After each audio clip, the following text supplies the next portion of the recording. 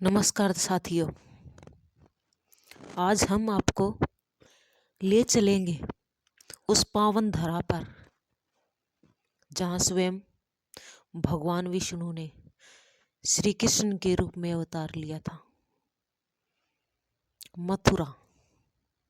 ये कथा केवल जन्मभूमि की नहीं, बल्कि अधर्म पर धर्म की विजय, करुणा, प्रेम और लीला की अमर कहानी है।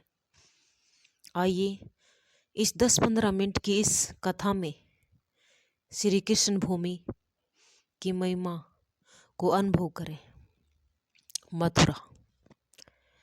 मथुरा देवभूमि का परिचय यमुना के तट पर बसी मथुरा सप्त पुरियों में एक मानी जाती है।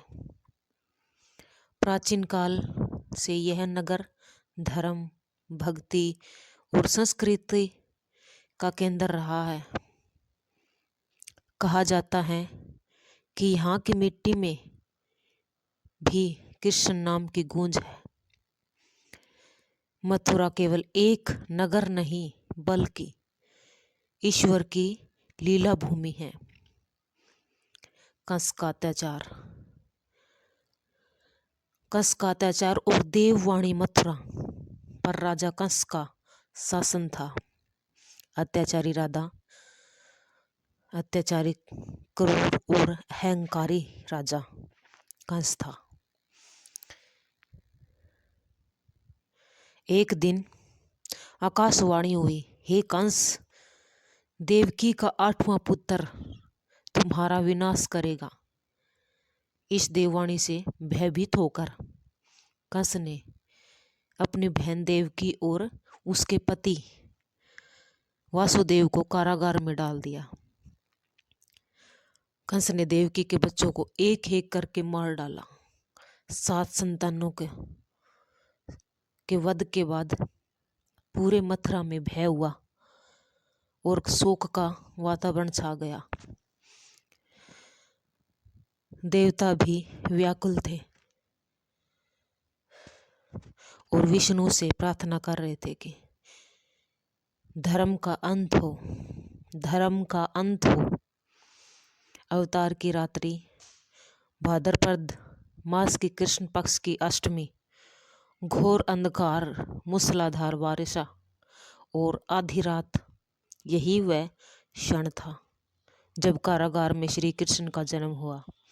जैसे ही बालक ने जन्म लिया, कारागार के ताले अपने आप खुल गए, पहरेदार गहरी नींद में चले गए और चारों ओर वासुदेव की यात्रा और यमुना का चमत्कार। ईश्वरीय संकेत पाकर वासुदेव ने बालक कृष्ण को टोकरी में रखा और गोकुल की ओर चल पड़े। भारी यमुना उफान पर थी, लेकिन जैसे ही वासुदेव ने नदी में कदम रखा, यमुना का जल स्वतः ही शांत हो गया। शेषनाग ने अपने फन से बालक को वर्षा से बचाया। यह यात्रा केवल दूरी की ही नहीं थी, यह विश्वास और भक्ति की परीक्षा थी।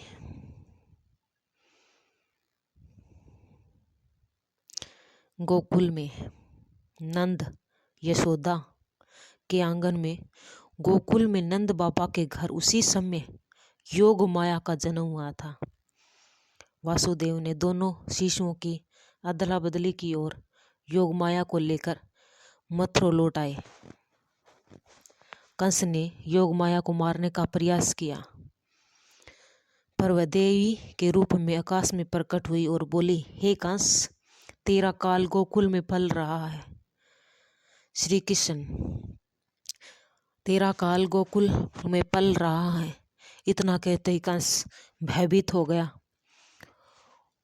और घबरा गया। श्री कृष्ण जन्मभूमि का महत्व। आज जिस स्थान पर श्री कृष्ण का जन्म हुआ है, वही स्थान श्री कृष्ण जन्मभूमि मंदिर के रूप में जाना जाता है। यह स्थान सथल भक्तों के लिए आस्था का केंद्र है। यहाँ का गर्भगृह उसी कारागार की स्मृति दिलाता है जहाँ प्रभु ने अवतार लिया। यहाँ आकर भगत केवल दर्शन ही नहीं करते, वे अपने मन का भार भी प्रभु के चरणों में रख देते हैं। मथुरा वृंदावन की लीला भूमि जन्म के बाद श्री कृष्ण की बाल लीलाएं गोकुल और वृंदावन में हुई माखन चोरी, कालियानाग का दमन, गोवर्धन पूजा और रास लीला, इन लीलाओं ने प्रेम और भक्ति का नया मार्ग दिखाया। मथुरा में जन्म और वृंदावन में लीला यह संदेश देता है कि ईश्वर का जन्म भले एक स्थान पर हो, पर उसकी कृपा सर्वत्र फैलती है। कंस और वध धर्म की स्थापना समय आने पर श्री कृष्ण ने मथुरा लौटे और कंस का वध कर अधर्म का अंत किया। यह केवल एक राजा का पतन नहीं था, बल्कि अत्याचार, भय और अन्याय के युग का अंत था। आधुनिक काल में जन्म भूमि आज श्री कृष्ण जन्मभूमि न केवल एक धार्मिक स्थल है, बल्कि संस्कृति का चेतना का प्रतीक भी माना जाता है। जन्माष्टमी